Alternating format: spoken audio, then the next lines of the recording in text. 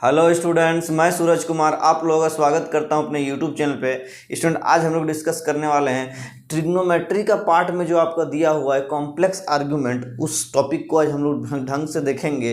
Student, अगर आप Jharkhand TGT की तैयारी कर रहे हैं तो आप मेरे चैनल के साथ जुड़े रहिए। आप लोग के लिए रेगुलरली यहाँ पे हम वीडियो अपलोड कर रहे हैं और पूरा का पूरा सिलेबस इसी चैनल में आपको हम कंप्लीट कर देंगे। तो स्टूडेंट चलिए यहाँ पे हम शुरू करते हैं कॉम्प्लेक्स आर्गुमेंट। तो कॉम्प्लेक्स आर्गुमेंट को समझने से पहले आपको कॉम्प्लेक्स नंबर का जानकारी होना बहुत ज़्यादा ज़रूरी है। तो ये जो कॉम्प्लेक्स नंबर है इसको हम पिछले लेक्चर में आपको सारा ये इंट्रोडक्शन आपको हम बता दिए हुए हैं, ठीक है। तो हम उम्मीद करेंगे ये कॉम्प्लेक्स नंबर का आइडिया आपको मोटा मोटी जनरल आइडिया होगा। अगर नहीं होगा तो पिछले लेक्चर को देख ले, तभी आपको इस लेक्चर पे आए तो आपको बेहतर ढंग से समझ में आएगा। अगर इसका आइडिया नहीं होगा तो फिर ये आपको समझने में दिक्कत होगा, ठीक है। तो आप जरूर देख लीजिएगा, है ना। तो चलिए हम यहाँ पे शुरू करते हैं। तो कॉम्प्लेक्स आर्ग्यूमेंट क्या होता है समझिए। कॉम्प्लेक्स आर्ग्यूमेंट कुछ विशेष नहीं होता, ये एक एंगल होता है, ठीक है। अगर कॉम्प्लेक्स नंबर समझ में आ गया है तो कॉम्प्लेक्स आर्ग्यूमेंट समझ में आएगा। तो कॉम्प्लेक्स आर्ग्यूमेंट क्या होता है सबसे पहले समझ, यहाँ पे जो कुछ भी लिखा हुआ इसको भूल जाइए, बात समझने की कोशिश कीजिए कि कॉम्प्लेक्स आर्ग्यूमेंट क्या होता है। क्या होता है तो एंगल होता है। अब बोले सर कैसा एंगल होता है, कहाँ बनता है, कौन बनाता है, कितना बनाता है, ये तो देखने वाली बात होगी। ये सबसे पहले जानेंगे एंगल होता है क्या होता है। एंगल होता है कॉम्प्लेक्स आर्ग्यूमेंट। तो अब यहाँ पे डेफिनेशन को समझिए कि angle made by complex number, कोई भी कॉम्प्लेक्स नंबर के द्वारा एंगल बनाया गया विथ द एक्स एक्सिस। तो यहाँ पे बातों को ध्यान दीजिएगा, कौन एंगल बनाया है तो कॉम्प्लेक्स नंबर बनाया है। किसके साथ बनाया है तो एक्स एक्सिस के साथ बनाया है। वो क्या कहलाता है तो आर्गुमेंट कहलाता है। और वही आर्गुमेंट को हम लोग क्या बोल सकते हैं तो एम्पलीट्यूड भी बोल सकते हैं, ठीक है, उसी कॉम्प्लेक्स नंबर का, ठीक। तो कोई कॉम्प्लेक्स नंबर एक्स एक्सिस के साथ जो भी एंगल बनाएगा, अब वो एंगल किस टाइप से बनाएगा उसमें फिर डिस्टिंग्विश्ड हो जाएगा, उसमें फिर टाइप आ जाएगा, प्रिंसिपल आर्गुमेंट, जनरल आर्गुमेंट, आगे बढ़ेंगे, आगे पढ़ेंगे उसको। लेकिन यहाँ पर तो मोटा मोटी ज्ञान हम लोग को यही समझ में आता है कि एक्स एक्सिस के साथ जो भी एंगल बना रहा है, कौन बना रहा है कॉम्प्लेक्स नंबर खुद, उस कॉम्प्लेक्स नंबर का आर्गुमेंट हो जाएगा वो एंगल खुद, ठीक है। तो यहाँ पे एक हम जनरल आइडिया देते हैं आपको, देखिए।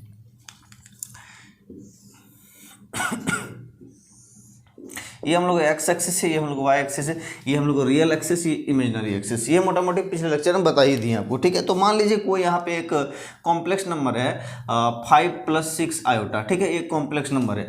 अब ये कितना डिग्री एंगल बनाएगा एक्स एक्सिस के साथ, है ना, कितना एंगल बनाएगा। मान लीजिए ये इसका लेंथ है, length of the complex number. Length हमेशा ओरिजिन से ही हम लोग मेजर करते हैं। लेंथ कहाँ से मेजर करते हैं, ओरिजिन से। ये वाला लेंथ हो जाएगा और ये वाला इसका कितना हो जाएगा, यहाँ पे देखिए ये कितना हो जाएगा 5 हो जाएगा, क्योंकि 5 दिया हुआ है रियल में, और इमेजिनरी इसका कितना हो जाएगा 6 हो जाएगा। तो इस हिसाब से हम 5 नहीं, यहाँ पे कितना ले लेते हैं 12 ले लेते हैं, ठीक है, 12 आयोटा।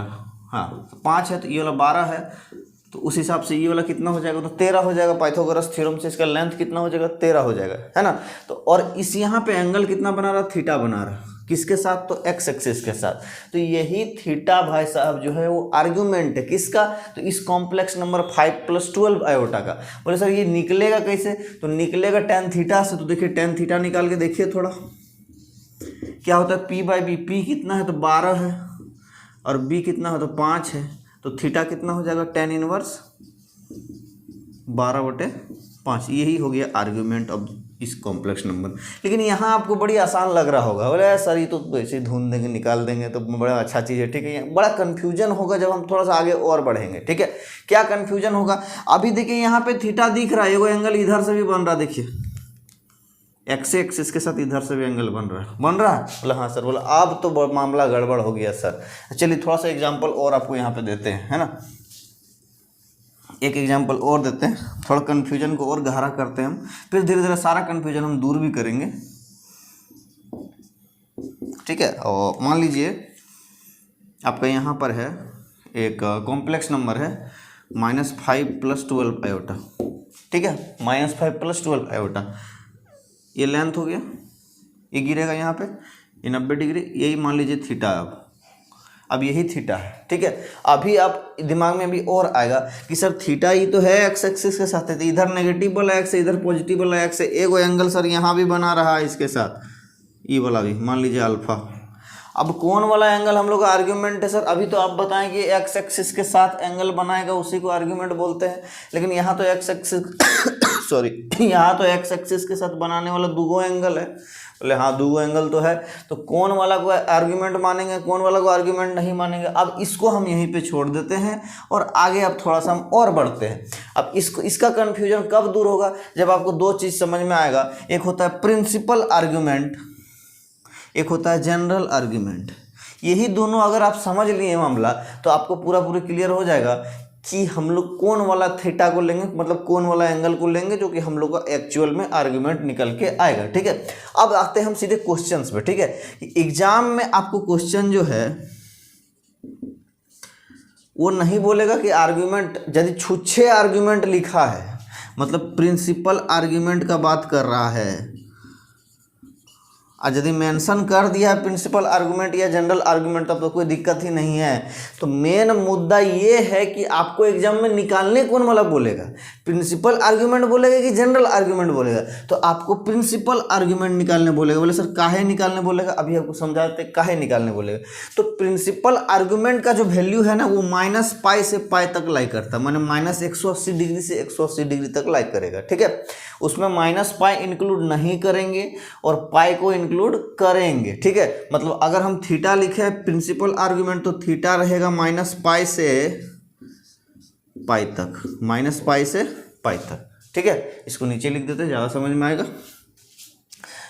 प्रिंसिपल आर्गुमेंट अगर लिखना चाहे थीटा तो हम लोग कहाँ से कहाँ तक लाइक करेगा, तो π तो इंक्लूड होगा लेकिन -π इंक्लूड नहीं होगा। ठीक है, तो वही चीज़ तो सेम चीज़ यहाँ पर भी हम लिखे हुए हैं, है ना। तो अब आपको समझ में आएगा कि अब यहाँ पे आपको ठेठमेठ, ये तो किताबी लैंग्वेज हुआ भाई साहब, है ना। अब आपको ठेठमेठ समझाएंगे, पकड़ेंगे कैसे कौन वाला प्रिंसिपल आर्गूमेंट है और कौन वाला जनरल आर्गूमेंट है। यहाँ से एक चीज़ खाली दिमाग में लगाना आपको कि हम लोग को प्रिंसिपल आर्गूमेंट जो है आपको निकालना प्रिंसिपल आर्गूमेंट ही है। सबसे पहले ध्यान में रखिए, आपको निकालना प्रिंसिपल आर्गूमेंट है, आपको जनरल आर्गूमेंट नहीं निकालना। जनरल आर्गूमेंट में कुछ वैल्यू आएगा, जनरल आर्गूमेंट है। ठीक है, अब यहाँ पे आपको समझाते हैं, जैसे ये वाला एंगल है ना, यहाँ पे एक एंगल थीटा है, ये थीटा है, एक एंगल ये वाला भी है 2π माइनस थीटा, वो पूरी 2π होता है, और इधर थीटा तो ये हो गया 2π माइनस थीटा। एक एंगल ये भी है, तो ये भी जनरल आर्गूमेंट है, ये भी जनरल आर्गूमेंट है। एक पाँच और घूर जाइए, ले भाई साहब, मतलब एक π और घूम जाएगा तो 2π 4π माइनस 2 थीटा हो जाएगा, मतलब और घूमिएगा तो बहुत सारा एंगल आते जाएगा, बहुत सारा एंगल आते जाएगा। तो बहुत सारा एंगल जो आते जाएगा वो सबको बोलेंगे जनरल आर्गूमेंट। ठीक है, तो लेकिन प्रिंसिपल आर्गूमेंट फिक्स होता है और प्रिंसिपल आर्गूमेंट का वैल्यू -π से लेकर π तक में होता है, ना ही -π से छोटा होगा ना ही π से बड़ा होगा। कुल मिला के समझ गए। इस तरह से भी इसको लिखेंगे, इधर इस ओपन ब्रैकेट -π और π पे क्लोज ब्रैकेट, बीच का सारा वैल्यू, है ना। तो जनरल आर्गूमेंट बता दें कुछ भी हो सकता है। तो इधर देखिए ये वाला थीटा है, ये भी एगो वैल्यू है आर्गूमेंट का, इधर एगो अल्फा यहाँ से यहाँ तक ये भी एगो वैल्यू है, एगो इधर से भी वैल्यू आएगा, इधर से भी एगो वैल्यू मान लीजिए बीटा, एगो इधर से एक चक्कर यहाँ तक आया, फिर एक चक्कर घुरा के यहाँ एगो और आगे। ठीक है, तो बहुत सारा वैल्यू आ जाएगा। वो बहुत सारा वैल्यू जो आएगा वो जनरल आर्गूमेंट है, जो कि हमको नहीं पूछना है क्योंकि बहुत सारा वैल्यू हमसे काहे पूछेगा भाई, बहुत infinite number of value general argument आएगा। लेकिन प्रिंसिपल आर्गूमेंट एक वो आएगा जो कि -π से लेकर π के बीच में होगा। -π इंक्लूड नहीं होगा लेकिन π इंक्लूड हो सकता है, मतलब π जो है वो हो सकता है प्रिंसिपल आर्गूमेंट। अब यहाँ पे मिटा देते हैं। ठीक है, अब आपको समझाते हैं धीरे धीरे करके।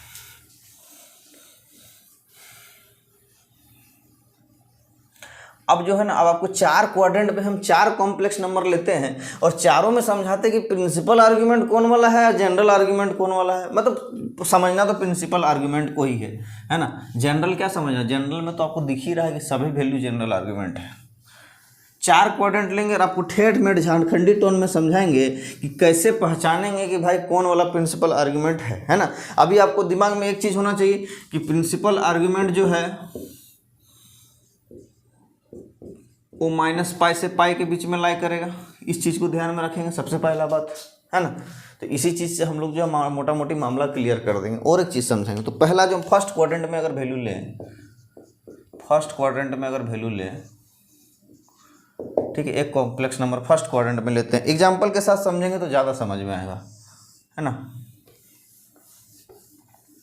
आपका ध्यान रखिएगा झारखंड टीजीटी का जो मेजर बड़ा बड़ा टॉपिक था, parabola, ellipse, hyperbola, function, theory of equation, Euler's theorem, successive differentiation, ये सब सारा टॉपिक आपको हम पढ़ा दिए हुए हैं ना। खाली छोटा छोटा टॉपिक बचा हुआ, ज़्यादा दिमाग खपाने की जरूरत नहीं है। मेन जिसमें ज़्यादा नंबर उठ सकता था वो सब टॉपिक हम पहले ही क्लियर करा दिए हैं।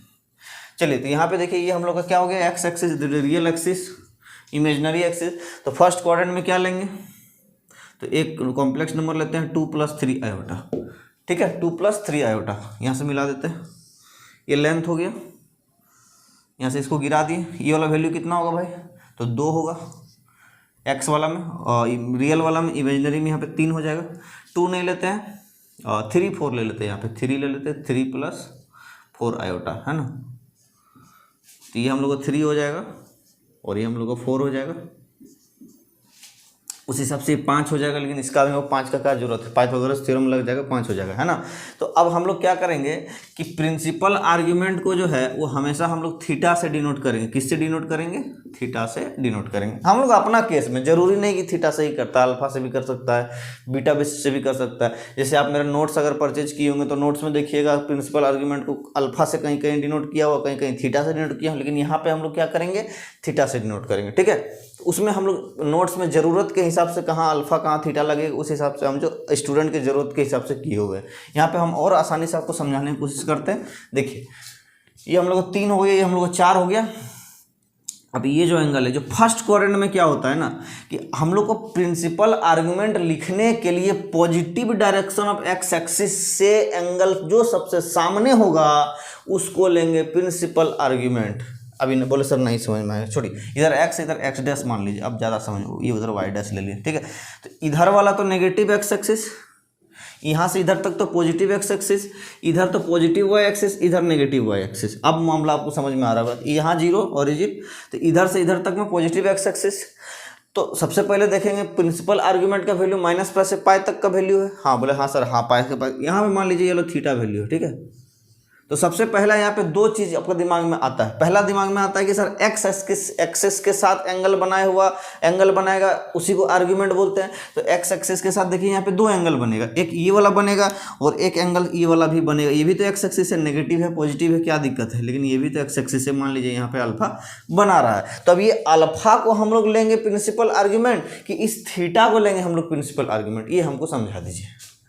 बोले सर अब ये काम कीजिए, हम क्या बताएं आपको कि positive direction of X axis, तो सबसे पहले पकड़िए positive direction of X axis कौन वाला, तो ई वाला है।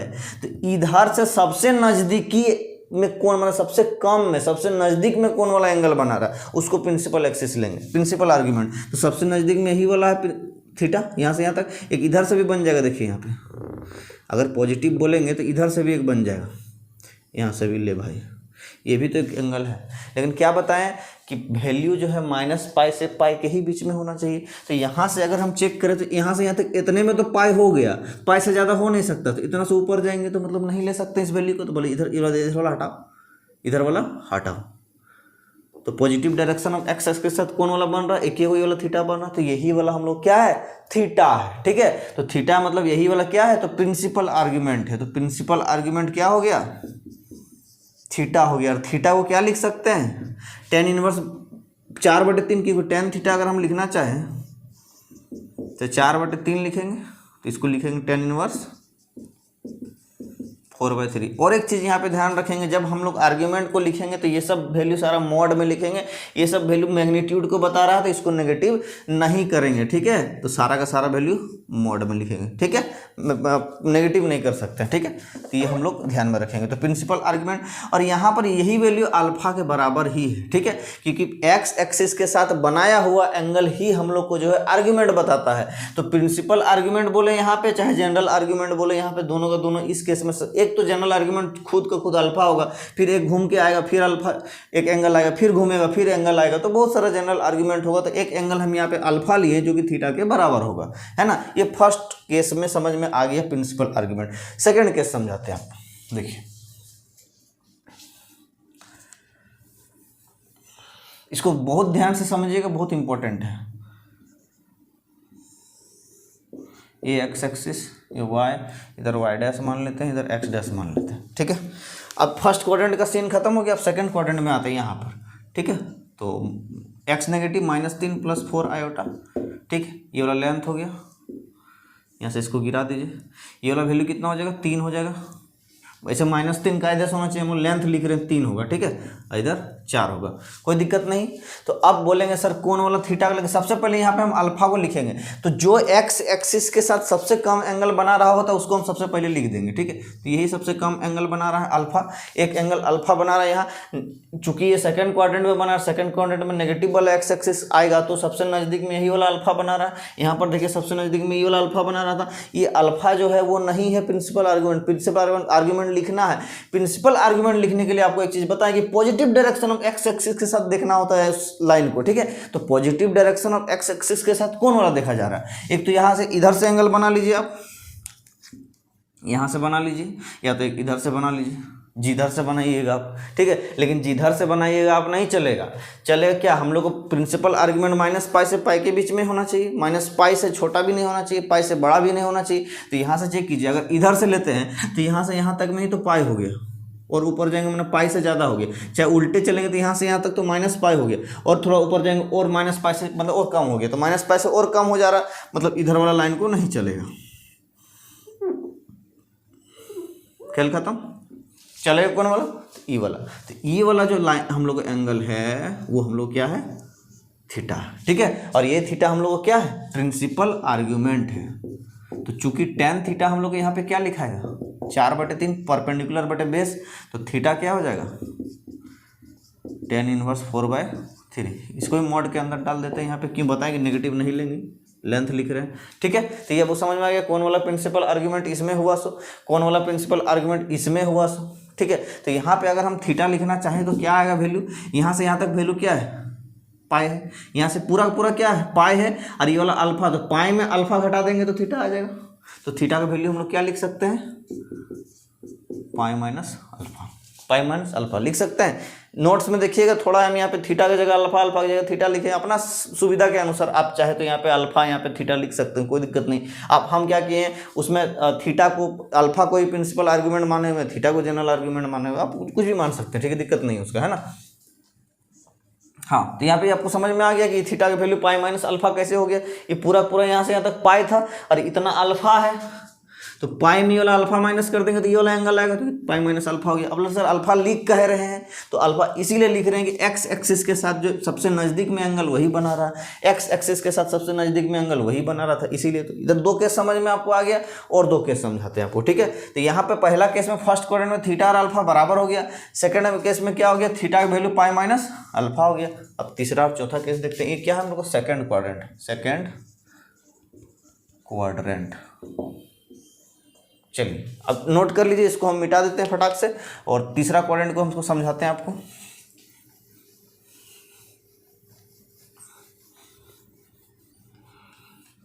अब क्या करेंगे, थर्ड क्वाड्रेंट को आपको हम समझाते हैं, ठीक है। तो थर्ड क्वाड्रेंट में कॉम्प्लेक्स नंबर किस तरह से एंगल बनाता है वो समझने की ज़रूरत है। गर्मी बहुत ज़्यादा है, इतना शुरू में ही मार्च ख़त्म नहीं हुआ है ढंग से, और इतना ज़्यादा गर्मी लग रहा है, पता नहीं इस साल क्या होगा, है ना। ये एक्स हो गया, इधर वाई डैश हो जाएगा और इधर एक्स डैश हो गया, ठीक है। चलिए तो यहाँ पे हम लोग थर्ड क्वाड्रेंट में लेंगे, एक यहाँ पे ले लेते हैं -3 -4 आयोटा, यही कॉम्प्लेक्स नंबर की, कोई एक्स भी नेगेटिव और वाई भी नेगेटिव होता है थर्ड क्वाड्रेंट में। ये वाला लेंथ हो गया इसका। अब यहाँ पे गिराएंगे, हमेशा एक्स एक्सिस में गिराना, ठीक है, और एंगल हमेशा एक्स एक्सिस वाला बनाना। तो ये वाला हम लोग अल्फा हो जाएगा, नज़दीकी एक्स एक्सिस जो है, नज़दीकी एक्स एक्सिस जो है वही है अल्फा। नज़दीक में ही वाला एक्स एक्सिस है, नेगेटिव है पॉजिटिव बाद में देखा जाएगा, लेकिन सबसे नज़दीक में ही, तो उसी को अल्फा मानना है। अब हम लोग क्या इसी को प्रिंसिपल एक्सिस ले लेंगे कि दूसरा कुछ आएगा, बोले हाँ दूसरा कुछ आएगा। कैसे दूसरा कुछ आएगा, हम लोग क्या करते हैं, principal axis positive direction of X axis के साथ लिखते हैं। तो positive direction of X axis कौन वाला, ई वाला है। तो यहाँ से दो एंगल बन सकता है, कैसे सर, तो एगो यहाँ पे ऐसे बन सकता है सर, एगो ऐसे बन सकता है सर। तो लेंगे कौन वाला सर, तो लेने का तो आपको सुविधा है, थीटा कौन वाला लेंगे, तो थीटा या तो ये ले लीजिए या तो फिर ये ले लीजिए। पहले ऊपर वाला चेक करते हैं, बताएं कि थीटा का वैल्यू -π से π के बीच में ही होगा, ना ही -π से छोटा हो सकता, ना ही π से बड़ा हो सकता है, ठीक है। -π भी नहीं होगा क्योंकि -π एक्सक्लूड था, -π से π के बीच का सारा वैल्यू होगा, लेकिन π इंक्लूड था, π हो सकता है। देखिए यहाँ से यहाँ तक का वैल्यू π हो गया, 180 तो इतने में ख़त्म है। और आगे यहाँ पे बढ़ जा रहा, मतलब पाई से ज़्यादा हो जा रहा, तो ऊपर वाला वैल्यू नहीं ले सकते हैं। ठीक है, चलिए इसको मिटाते हैं, मतलब ये छोटा नहीं है, बड़का हो जा रहा, नज़दीक नहीं। ठीक है, positive direction of X axis के साथ नहीं होगा काम। इधर वाला देखिए, यहाँ से यहाँ तक में पूरा पाई है और इधर पाई से कम है। ठीक है, इधर से देखेंगे तो माइनस पाई है, तो माइनस पाई से और ऊपर जाता तो माइनस पाई से ज़्यादा हो जाता, लेकिन माइनस पाई से माइनस पाई तक भी नहीं जा रहा, उससे भी कम है। ठीक है, मतलब मामला क्लियर यही है, कोई दिक्कत नहीं है। तो अगर इसको यही वाला हम लोग क्या लेना पड़ेगा, तो थीटा लेना पड़ेगा, यही हम लोग का थीटा हो गया। अब ये वाला वैल्यू लिखेंगे कैसे, अब देखिए इधर उल्टा जाता है तो माइनस में जाता है, इधर से जाता है तो प्लस में जाता है। तो यहाँ से यहाँ तक अगर जाएगा पूरे, मान लीजिए घूम के पूरा पूरा यहाँ तक सट गया तो माइनस पाई होता, इधर से इधर माइनस पाई। ये वाला पता है ना, ये वाला हम लोग का 0 पाई/2 माइनस, ये हम लोग का पाई और हम लोग का 3 पाई/2, और इधर से घूमेंगे तो माइनस पाई/2 माइनस पाई माइनस 3 पाई/2 और कितना हो जाएगा 2 पाई हो जाएगा, है ना। माइनस पाई/2 फिर 0 हो जाएगा उल्टा तरफ से, अगर उल्टा घूमेंगे इस तरह से। ठीक है, तो फिर घूमेंगे फिर 2 पाई हो जाएगा, 4 पाई हो जाएगा, इस तरह घूमते जाएगा। तो ये उल्टा सीधा घूमने का सीन है, इसका भी जरूरत नहीं, बस आपको समझने का जरूरत है ना। इधर माइनस 3 पाई/2 फिर यहाँ पे माइनस 2 पाई हो जाता है ना, तो उसको देखिएगा। चलिए अब हम लोग क्या करेंगे, अब इस थीटा का वैल्यू को लिखेंगे कैसे, तो यहाँ से यहाँ तक कहाँ गया माइनस पाई, लेकिन माइनस पाई उल्टा गया और फिर इधर प्लस में आ गया alpha, minus pi plus alpha. यहाँ से यहाँ तक कहाँ गया माइनस पाई, और फिर इधर चलता है एंटी क्लॉकवाइज चलता है तो प्लस में जाता है, क्लॉकवाइज चलता है तो माइनस में जाता है। तो एंटी क्लॉकवाइज यहाँ से यहाँ तक कहाँ गया, मतलब क्लॉकवाइज यहाँ से कहाँ तक गया नेगेटिव गया, तो क्लॉकवाइज में नेगेटिव होता माइनस में लिखते हैं, एंटी क्लॉकवाइज में प्लस में लिखते हैं। तो यहाँ से इधर तो क्लॉकवाइज गया, तो क्लॉकवाइज यहाँ तक कहाँ तक गया माइनस पाई तक, और इधर फिर एंटी क्लॉकवाइज, और ये एंटी क्लॉकवाइज में पॉजिटिव लिखते हैं तो एंटी क्लॉकवाइज में अल्फा प्लस में है, तो क्या हो जाएगा माइनस पाई प्लस अल्फा। ठीक है, माइनस पाई प्लस अल्फा, तो ये हम लोग को क्या आ जाता है भाई साहब, यही हम लोग का प्रिंसिपल आर्ग्यूमेंट हो गया, ये होगा प्रिंसिपल आर्ग्यूमेंट। तो इसको कैसे लिखेंगे, थीटा बराबर tan इनवर्स ऑफ वही b/a, तो इधर ये कितना है 3 है, ये 4 है, तो 4/3 हो जाएगा P/B। ठीक है, तो ये हम लोग का मेन यही सब चीज़ याद रखना है। ठीक है, तो अगर पहला क्वाड्रेंट में हम लोग देखते तो थीटा का वैल्यू कहाँ से कहाँ तक में लाइक कर रहा था, यहाँ था, तो थीटा का वैल्यू कहाँ से कहाँ तक में, तो 0 से पाई/2 में। तो फर्स्ट क्वाड्रेंट में अगर यहाँ पर लिखें हम, फर्स्ट क्वाड्रेंट में लिखें तो थीटा का वैल्यू जो है 0 से पाई/2 के बीच में लाई कर रहा था, 0 से पाई/2 के बीच में लाई कर रहा था। फिर अगर हम यहाँ पे देखेंगे सेकंड क्वाड्रेंट थर्ड क्वाड्रेंट सब में अलग अलग सीन क्रिएट हो जा रहा है। ठीक है, तो उसको हम एक साथ बता देंगे, है ना। एक काम कीजिए, इसको एक साथ बता देंगे कौन वाला वैल्यू किसके साथ लाइक की कहाँ कहाँ लाइक कर रहा है, वो तो खैर आपको दिख ही रहा है, लेकिन यहाँ पे आपका क्या हो गया, ये हम लोग का थीटा हो गया। ठीक है, अब चौथा क्वाड्रेंट का होता है, इसको भी हम मिटा देते हैं, चौथा क्वाड्रेंट को हम लोग देख लेते हैं।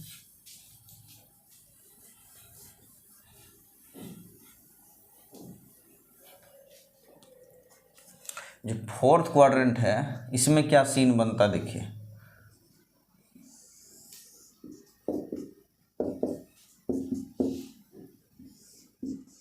ठीक है, यही हम लोग का सीन है। तो अब हम लोग का फोर्थ क्वाड्रेंट का वैल्यू क्या है, यहाँ पे मान लीजिए तो एक्स तो पॉजिटिव है, मान लीजिए 3 - 4 आयोटा है, ये कॉम्प्लेक्स नंबर है ना, वाई तो नेगेटिव है, एक्स पॉजिटिव है, तो ये हम लोग का लेंथ हो गया यहाँ से यहाँ तक, इधर गिराइए इसको, तो यही हम लोग का अल्फा हो जाएगा, जो नज़दीक वाला एक्स एक्सिस है वही अल्फा हो जाएगा। हाँ, अब हम लोग को थीटा निकालना है, तो ये हम लोग का कितना हो जा रहा है, ये 4 है, ये 3 है, तो थीटा निकालना है तो positive direction of X axis के साथ देखना है, तो positive direction of X axis यहाँ से इधर से एंगल बनेगा और इधर से एंगल बनेगा। ठीक है, दो तरफ से एंगल बन रहा, तो इधर वाला देख रहा है पाई से बड़ा है, यहाँ से यहाँ तक पाई हो गया और फिर इधर बढ़ गया, तो पाई से बड़ा तो प्रिंसिपल आर्ग्यूमेंट हो नहीं सकता, बच गया यही वाला। हाँ खत्म, इसको मिटा देते हैं, इसका तो काम नहीं है। तो जो काम है इधरे वाला का, तो इधर चलता है, इधर क्या है, इधर चलता तो नेगेटिव, क्योंकि क्लॉकवाइज है तो क्लॉकवाइज नेगेटिव होता है, उल्टा चल रहा, तो इधर क्या हो गया, इधर जितनी वैल्यू कितना है अल्फा है, चला उल्टा है तो माइनस अल्फा हो जाएगा, तो थीटा का वैल्यू क्या हो जाएगा माइनस अल्फा, थीटा का वैल्यू माइनस अल्फा। ठीक है, ये समझ में आ गया आपको। तो हम लोग यहाँ पे अगर थीटा लिखना चाहें तो वही हो जाएगा tan इनवर्स ऑफ b/a, तो b कितना 4 है और a कितना 3 है मोड के अंदर। ठीक है, तो ये हम लोग को अब समझ मोटा मोटी अब आपको आइडिया लग गया, क्वेश्चन समझाएंगे ना तब आपको और भी बेहतर से ढंग से समझ में आ जाएगा कि ऐसा काहे कर रहे हैं, कि अल्फा के टर्म में हम लोग को लिखना पड़ रहा है। क्वेश्चन देखेंगे तो वहाँ से समझ में आपको आ जाएगा। अब आपको चारों क्वाड्रेंट का समझा देते हैं कि कौन सा किस वैल्यू के अंदर पे लाई कर रहा है प्रिंसिपल आर्ग्यूमेंट। इसको चाहे तो आप नोट कर लीजिए, फिर आगे समझाते हैं। अब आपको हम समझाते हैं कि चारों जो हम लोग को वैल्यू आया प्रिंसिपल आर्ग्यूमेंट का, वो प्रिंसिपल आर्ग्यूमेंट का वैल्यू किसके किसके बीच में लाई कर रहा है। तो चारों क्वाड्रेंट को हम यहाँ पे ड्रॉ करते हैं और आपको हम समझा देते हैं कि कहाँ से कहाँ तक लाई कर रहा है, वो आपको जानना बहुत ज़्यादा जरूरी है। ठीक है, तो चारों को समझा देते हैं क्या करके आपको।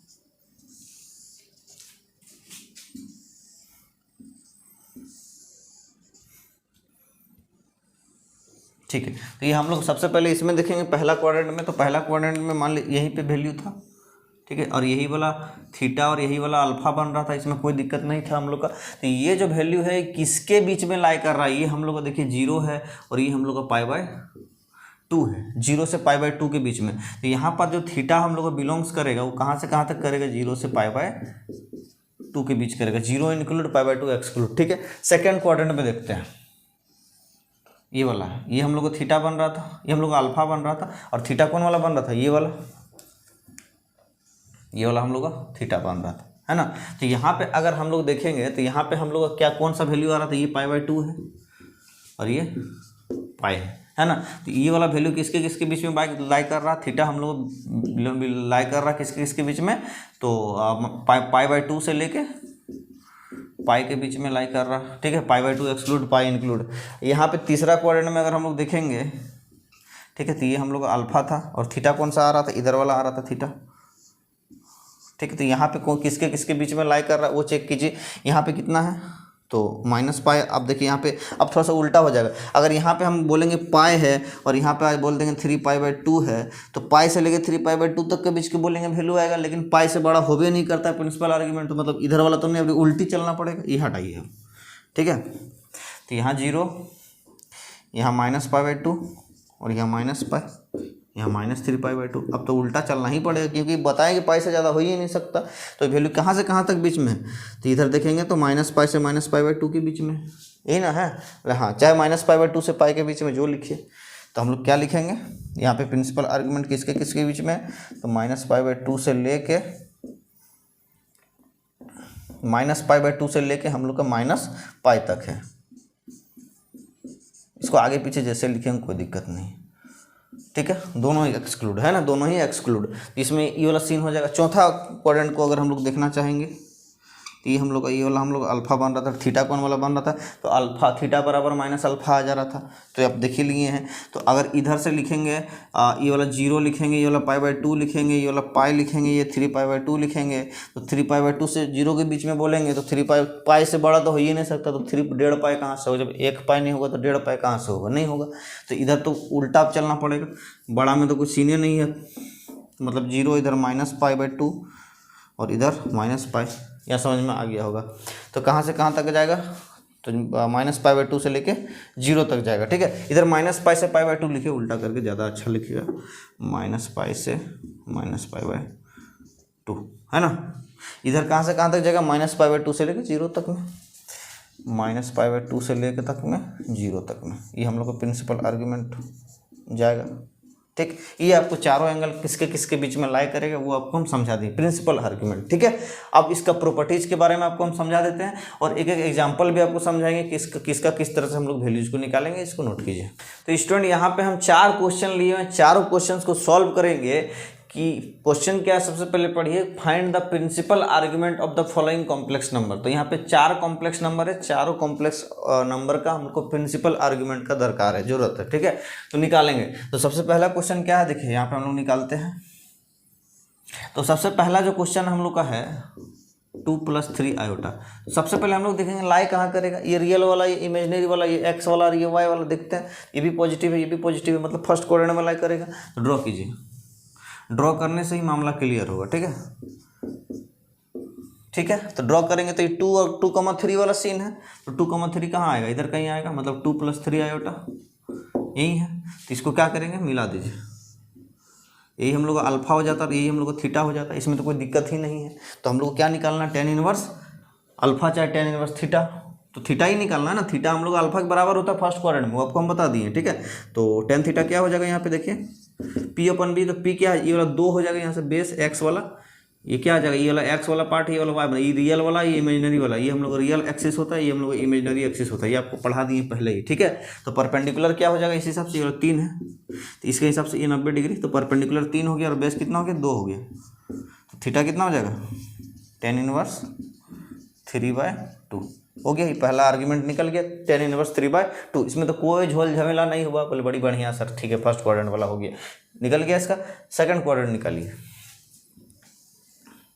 चलिए सेकंड क्वाड्रेंट अगर निकालेंगे, सेकंड क्वाड्रेंट का ही बोल रहे हैं कि सेकंड क्वाड्रेंट का ही वैल्यू दिया हुआ -2 + 3 आयोटा, रियल में -2 दिया, इमेजिनरी में +3 दिया, ये ना दिया है, तो रियल में -2 किधर होगा, इधर यहाँ पे, और इमेजिनरी में +3 इधर, तो इधर तो माइनस, रियल में नेगेटिव दिया हुआ और इमेजिनरी में पॉजिटिव दिया, तो यहाँ कहीं हो जाएगा -2 + 3 आयोटा, है ना।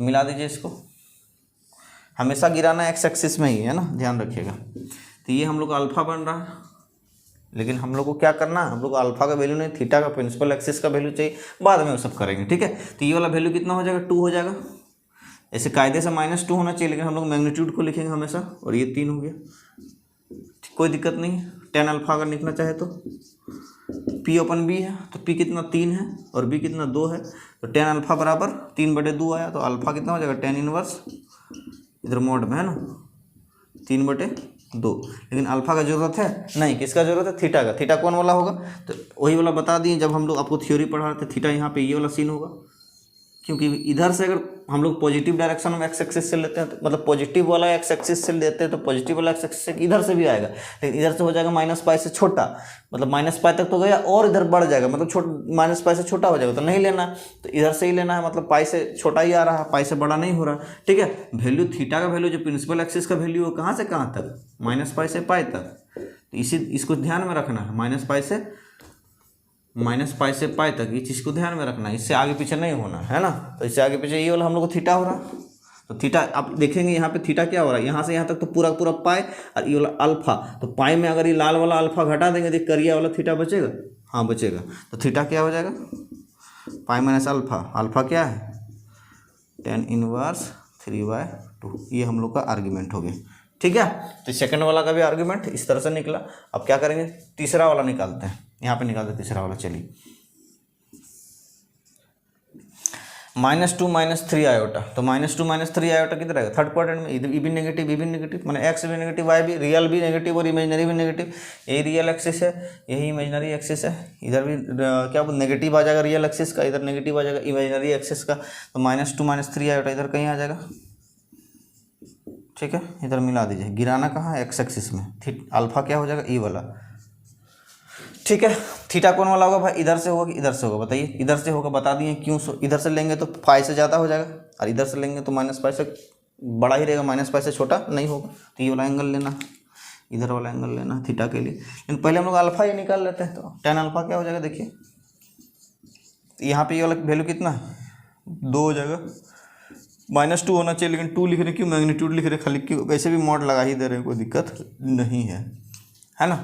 तो tan अल्फा कितना हो जाएगा, परपेंडिकुलर अपन बेस, परपेंडिकुलर 3 हो गया, और बेस कितना हो गया 2 हो गया, मॉड ले लेना है, it implies alpha is equal to tan inverse 3/2 का मॉड, लेकिन अल्फा नहीं पूछा, थीटा पूछा, और थीटा क्या हो जाएगा, यहाँ से यहाँ तक -π से फिर आगे बढ़ा अल्फा, तो -π + अल्फा, तो क्या हो जाएगा, it implies theta is equal to, यहाँ लिखते हैं ना, ऊपर लिख देते हैं यहाँ पे, theta is equal to -π + alpha, तो थीटा क्या हो जाएगा -π + अल्फा, अल्फा की value tan inverse 3/2, tan inverse 3/2, ये हम लोग को क्या हो गया प्रिंसिपल आर्ग्यूमेंट, समझ में आ गया आपको ये वाला। और एक बचा है चौथा कहीं खोपचा देख के देखिए, बना दीजिए, यहाँ बना देते हैं, ठीक है।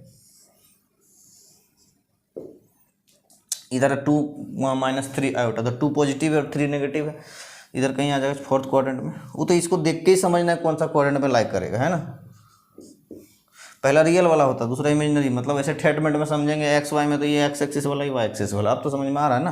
हाँ, इधर से मिला दीजिए, इधर गिराएंगे हमेशा एक्स एक्सिस में, अल्फा हो जाएगा, और यहाँ पे थीटा बराबर माइनस अल्फा होता है, पहले अल्फा निकाल लेते हैं, ये वाला कितना हो जाएगा उस हिसाब से 3, और ये वाला 2 हो जाएगा, है ना। तो tan अल्फा देखिए कितना हो जाएगा P/B, तो P3 बेस 2, तो टेन अल्फा 3/2 हो गया, लेकिन क्या निकालना, थीटा, थीटा हो जाएगा माइनस अल्फा, यहाँ पे थीटा यहाँ पे क्या हो जाएगा माइनस अल्फा, तो इट इम्प्लाइज थीटा बराबर माइनस अल्फा, अल्फा कितना, अल्फा हो जाएगा यहाँ पे टेन इनवर्स 3/2, टेन इनवर्स 3/2 का मॉड, तो यहाँ पे थीटा क्या हो जाएगा माइनस टेन इनवर्स अल्फा।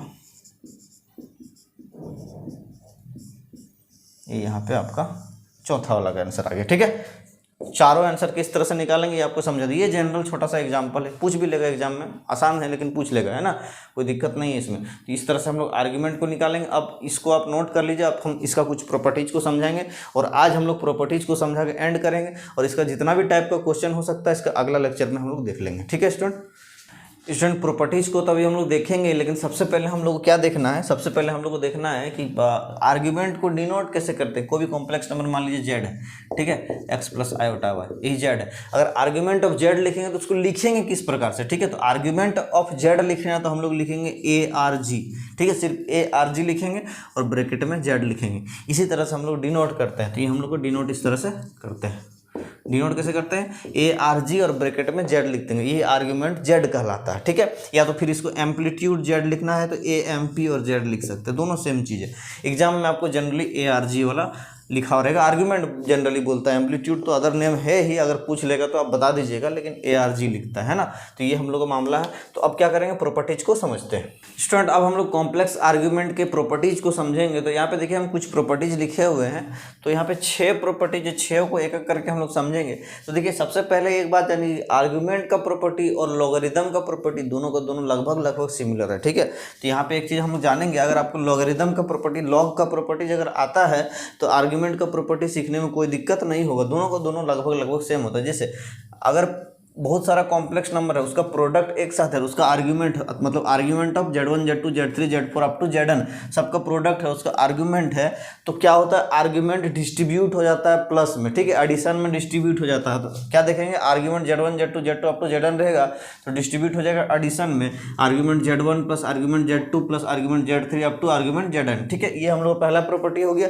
ये सबका जितना भी क्वेश्चंस बनेगा अगले लेक्चर में देखेंगे, आज प्रॉपर्टीज पढ़ के हम लोग एंड करेंगे, है ना। दूसरा है इस लॉगरिदम में भी ये होता है, लॉग ऑफ Z1 Z2 जो भी रहता है वो एडिशन में टूट जाता है। Argument of Z1 upon Z2 अगर डिवीजन में रहा तो माइनस में टूटता है, argument of Z1 minus argument of Z2। ठीक है, आर्ग्यूमेंट ऑफ Z का पावर n रहा, आर्ग्यूमेंट ऑफ Z का पावर n रहा तो n बाहर आ जाता है, n आर्ग्यूमेंट Z हो जाता है। ये भी बात आपको पता ही है, कोई दिक्कत नहीं है। ये भी लॉग में भी इसी तरह होता है, लॉग में भी यही सीन होता है, ऊपर वाला इधर आ जाता है, मल्टीप्लाई हो जाता है, तो argument Z power n is equal to n argument Z हो जाएगा, कोई दिक्कत।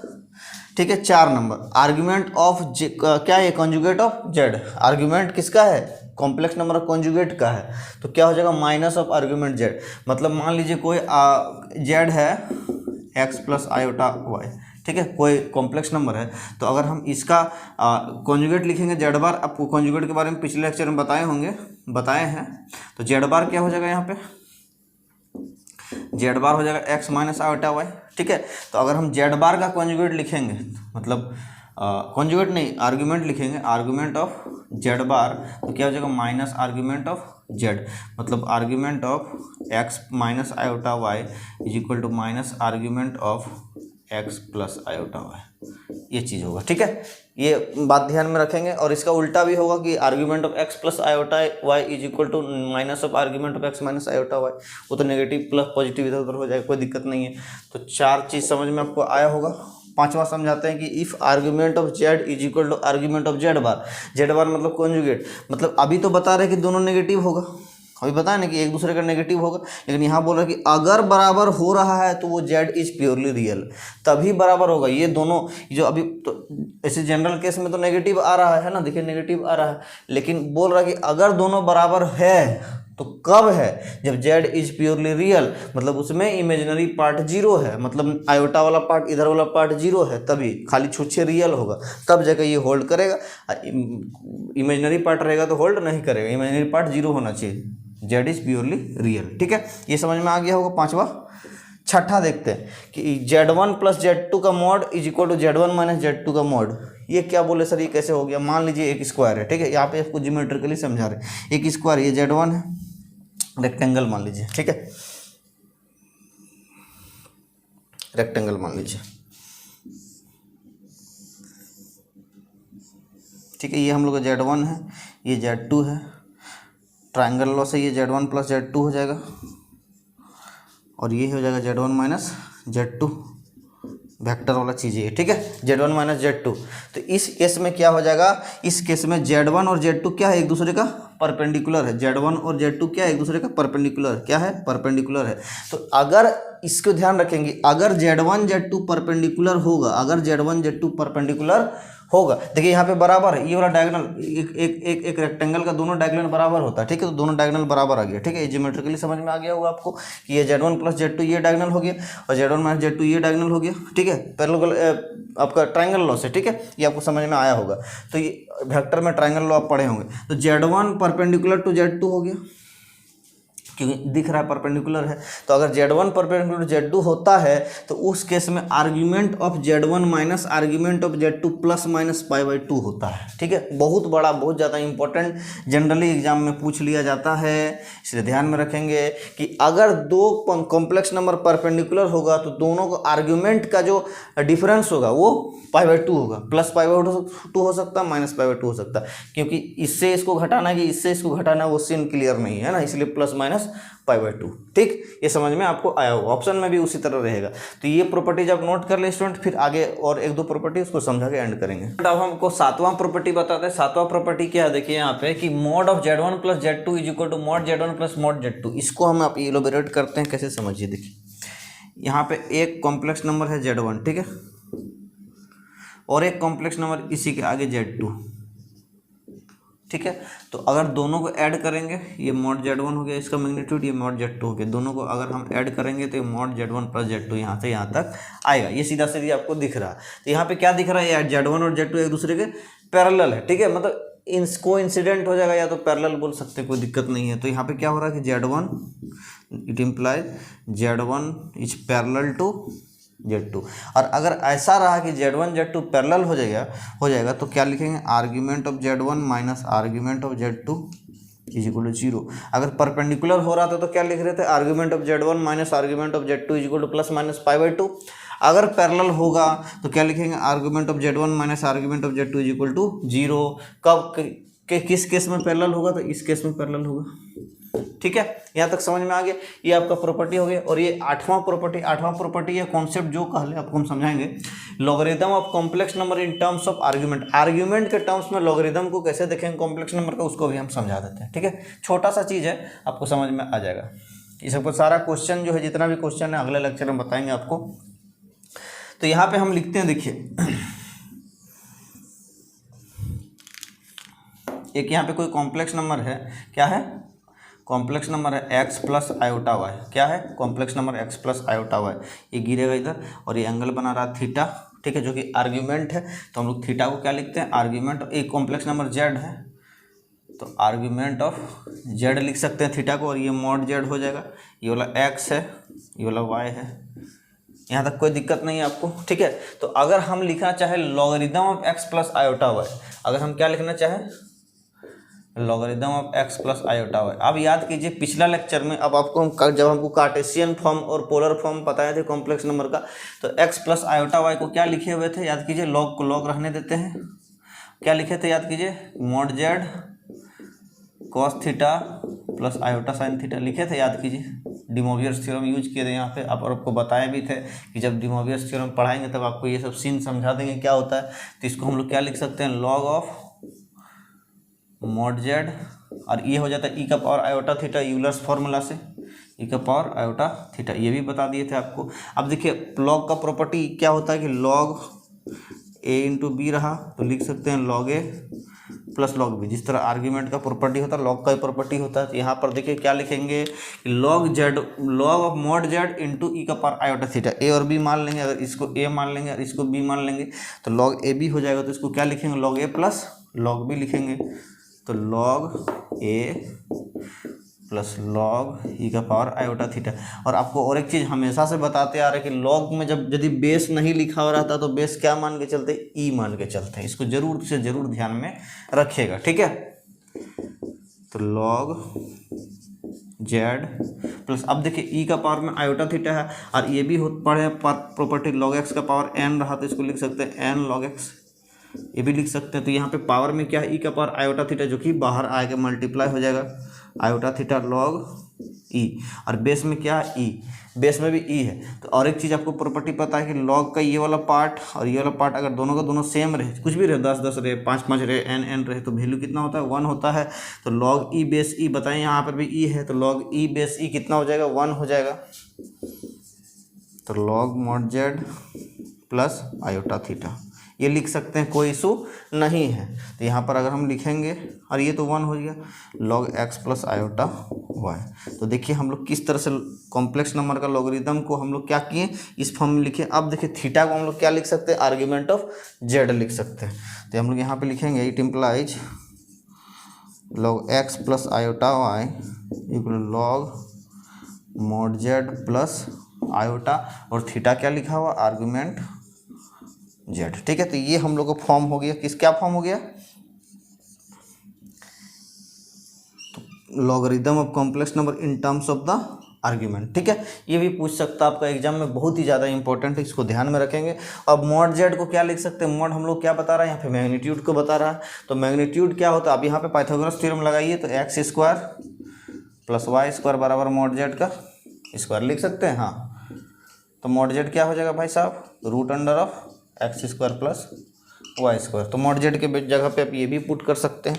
तो एक फार्मूला ये भी हो गया, फार्मूला क्या है, जो फॉर्म है, और इसको भी लिख सकते हैं आप log of root under a square भी स्क्वायर नहीं, एक्स स्क्वायर वाई स्क्वायर है, x square plus y square plus iota argument z. ठीक है, दो फॉर्म है, दोनों को याद रखेंगे। कैसे आया वो आपको हम बता दें, आप खुद से भी निकाल सकते हैं इसको, कोई बड़ा इशू नहीं, एक आध बार प्रैक्टिस कीजिएगा, आपका दिमाग में आ जाएगा। ठीक है, तो स्टूडेंट आर्ग्यूमेंट का जितना भी थ्योरी था, कॉम्प्लेक्स आर्ग्यूमेंट का जितना थ्योरी था, वो आपको हम आज का क्लास में बता दिए। थोड़ा क्लास लंबा गया, लेकिन आपको सब कुछ समझा दिए। ठीक है, अब इसका क्वेश्चंस आपको हम अगले लेक्चर में समझा देंगे, ताकि आपको कहीं भी कुछ भी दिक्कत नहीं आ जाएगा। तो हम उम्मीद करते हैं कि वीडियो आपको पसंद आया होगा। अगर पसंद आया तो लाइक ज़रूर कीजिए और अपने फ्रेंड्स के साथ शेयर जरूर कीजिए। आज के लिए इतना ही, थैंक यू।